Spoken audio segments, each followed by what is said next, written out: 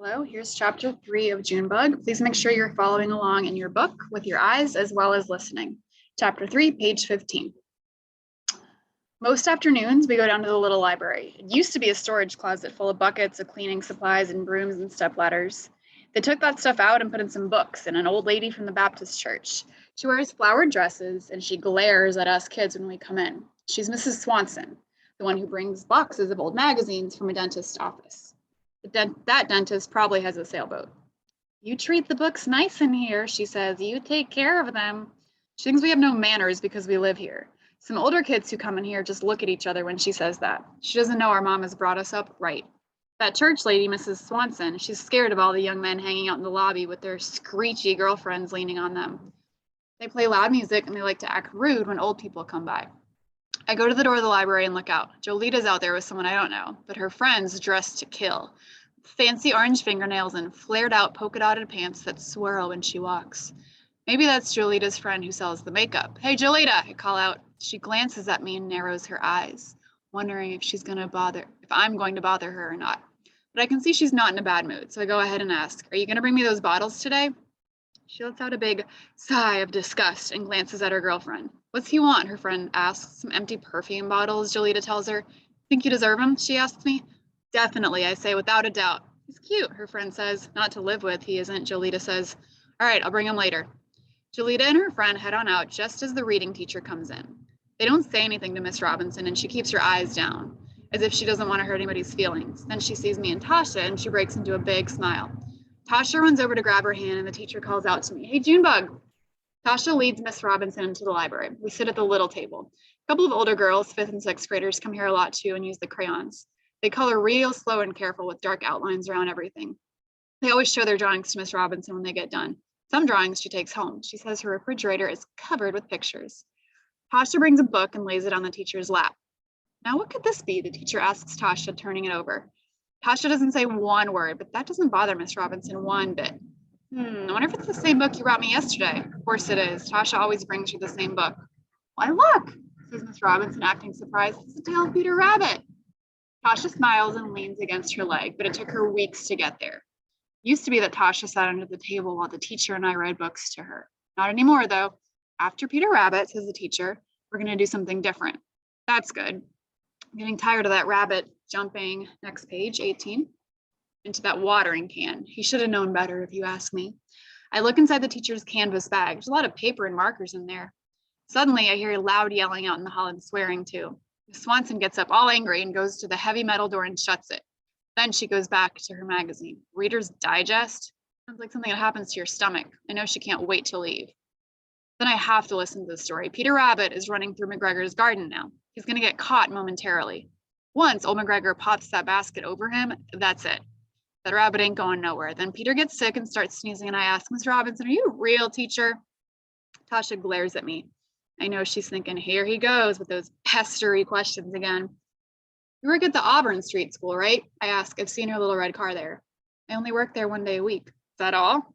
I ask. She's a good teacher. She had to work more than that. I work at King School one day, that's it, 2 days a week. I work at a grocery store at night. Where at? I ask. Tasha rolls her eyes. If she talked more, she'd tell me to shut up, but I'm not ready. We're at the top of 19. Past the gun factory, up Edward Street, says Miss Robinson. You have to drive there? I ask. Tasha puts her hand on her hip and smunches her eyebrows down, mad. Yeah, it's a couple miles away, the teacher says. You get paid to work here? No, I don't. Miss Robinson reaches down and starts pulling markers and papers out of her bag. What do you come here for? I ask. I can't help it, I want to know. Junebug, you hush up, Tasha says to me, all exasperated. I bet she's afraid the reading teacher will get sick of my questions and not come back, and then we won't have anywhere to visit after school. But Miss Robinson smiles at me. I know how to teach reading, and Miss Swanson's church put out an ad for a volunteer, so I came on over and met you. And Tasha, I add. The teacher reaches into her bag and puts a brown spiky thing on the table. I thought we'd make a book of poems, she says. Poems? Asks Tasha, her eyebrows arching up now. Next page, 20. You know, rhymes, like Cat in the Hat. I explain, hey, what is that thing? It's a pine cone from a pine tree. Must have been a big tree, I say. That pine cone is as tall as a coffee can. But Tasha's looking confused. We saw some pine trees on a picnic up at the state park last summer. Mama and Harriet Ames love to go on picnics in the summertime. There's a bunch of pine trees in the grove by the picnic table. Maybe Tasha doesn't remember. Christmas trees have these, I tell her. That's an ornament? She asks, even more confused. The seeds for a new pine tree are kept inside here, said Mrs. Robinson. When the pine cone falls to the ground, the seeds fall out and a new tree can grow. Yeah, I say, I knew that. Ms. Robinson folds a big wad of paper and creases it like a book.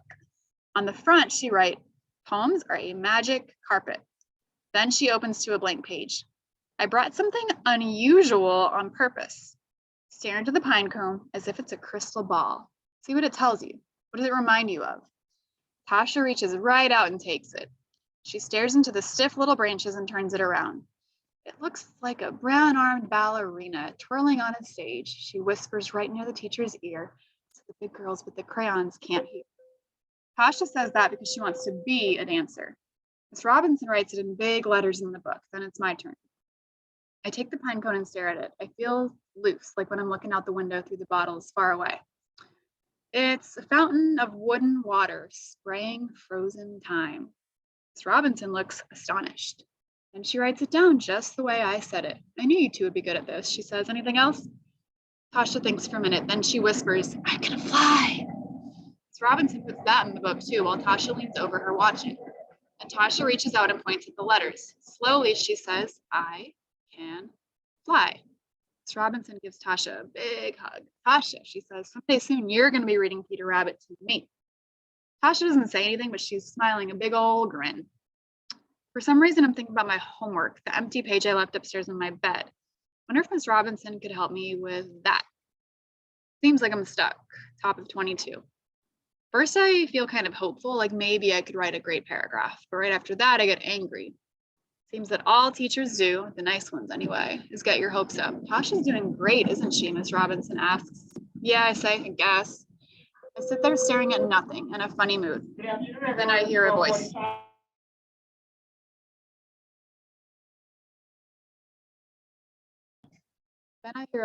Junebug. It's Jolita. She's at the door. Come here a second, she says. She glances at Mrs. Swanson, but she doesn't come in. Jolita's got her hands behind her back. This time she's with her usual pain in the neck girlfriend, Georgina. Georgina's saying, come on, we don't have all day.